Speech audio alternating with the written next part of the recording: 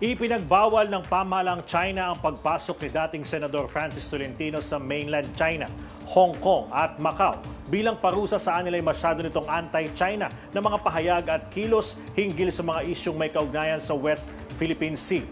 Ayon naman sa Chinese Foreign Ministry, ilang politikong Pilipino umano ang nagsusulong ng sariling interes at nagbibigay ng mapanirang komento na nakakaapekto sa relasyon ng Pilipinas at China. Bahagi raw ito ng matatag nilang paninindigan na ipagtanggol ang soberanya at pambansang seguridad ng China.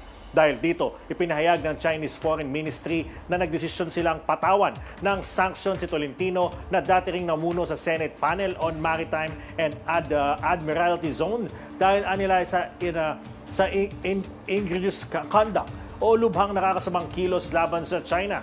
Samantala, itinuturi naman ni Tolentino ang ipinataw na sanction bilang isang badge of honor dahil sa kanyang paninindigan sa pagtatanggol ng karapatan ng mga Pilipino sa West Philippine Sea.